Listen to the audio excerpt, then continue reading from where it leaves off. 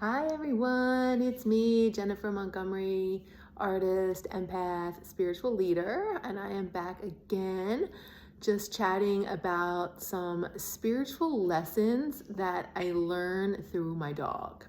So you'll see I post a lot of content, spiritual content, but then I also post a lot of things regarding my dog Mambo because he's the joy of my life.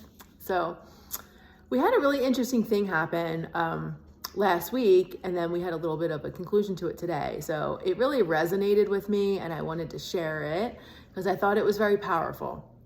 So any dog owners, as a dog owner, you have quite a responsibility at times, especially when you're out and your dog's being social and maybe at a dog park. So we were at our favorite dog park. This was about a week and a half ago, and we go to this dog park often. Mambo loves it there. He plays with his girlfriends. And we've noticed recently that Mambo has been a little alpha with male dogs. So we had a situation about 2 months ago where Mambo was an instigator in a situation, and it was not really very fun for both dog owners or both dogs, to be honest. But I take full responsibility in recognizing that my dog was the instigator. So as much as, you don't want to admit those things, but I see it. So in recognizing my dog's limits at this time, I don't know if it's a phase or not really sure what's going on, but I'm culpable, so I have to take responsibility. So when we're at a dog park and I realize there's other male dogs in the mix, we either avoid that situation, or if we're already there, I'll ask a question, hey, is your dog male or female, if I'm not sure.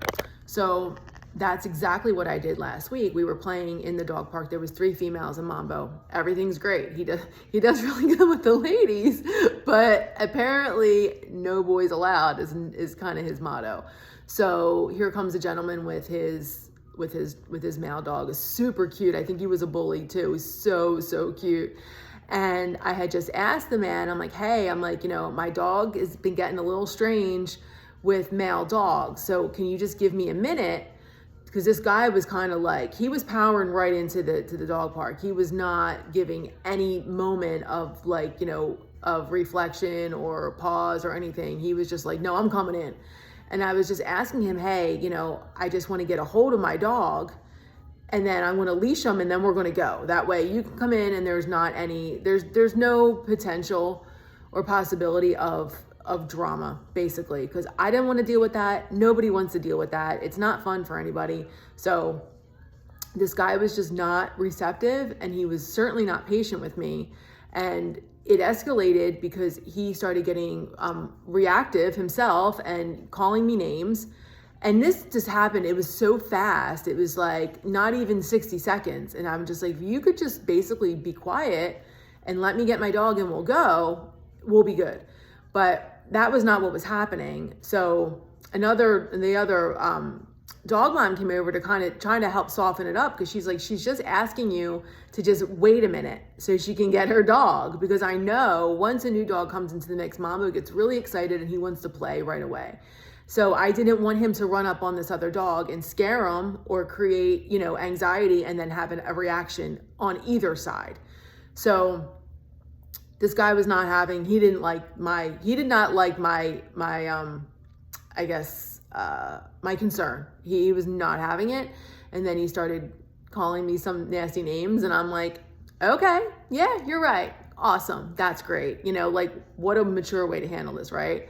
So I let it go. I felt very misunderstood, and I felt a little attacked because I couldn't find where I did anything wrong per se. And I kind of felt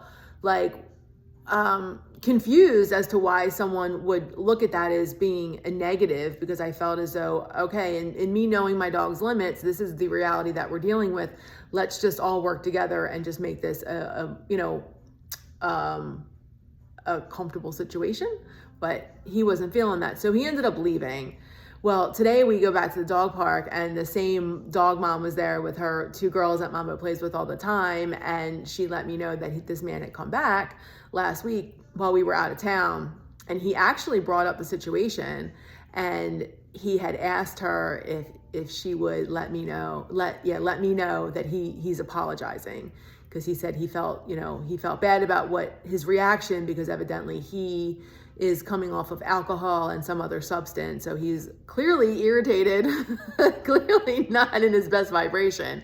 So I felt it was good. I thought it kind of brought it all together, and it reminded me like about standing my ground and just letting people misunderstand, because sometimes as light workers and leaders, that's going to happen. People misunderstand your intention, and my intention was never to do any harm. It wasn't to exclude anybody. It was none of that. I wanted everything to just be cohesive and happy and a great experience for everybody, which is why we were just willing to leave if only I was given the opportunity to just, get the situation, get my dog, that's all. It wasn't, I just wanted to get him. That was the only thing I was trying to do. And I just think it was a clear misunderstanding of my intention. And sometimes you just have to let that happen.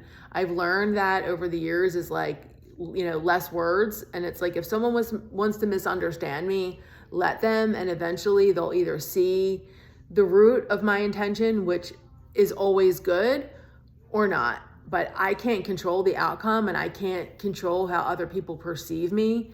And basically, like, perception's reality. So if that person was perceiving me in a negative way, or however he was perceiving me, that was at that point his reality, which was then creating his reaction in conjunction with whatever else was going on with him. And we never know what people are going through, but another aspect is that just because you're going through a rough time, or maybe things are not easy, it really doesn't give anyone the right to berate or belittle or verbally abuse other people. That's a big trigger in my life, because I've been verbally abused by men that are reactive. And it was a milestone for me, because I'm like, whatever, like, that's you, that's your junk, that's your stuff. This is not personal. So to have gotten the apology through my friend was it was meaningful to me, because it showed me that this man had a moment to reflect on his behavior, which was clearly a little toxic. And at least he could recognize and take responsibility for it. So that's it. That's all I have for today. And I just hope everyone's having a great day. Have a wonderful weekend. And you can find me online on social media at Jennifer Montgomery Artist. And that's on both Facebook and Instagram. And then here I am, of course, on YouTube. And if you would like, comment, share, and subscribe, I would love that. And my website is jennifermontgomery.net. And again, I wish everyone a happy day and a wonderful weekend. Okay.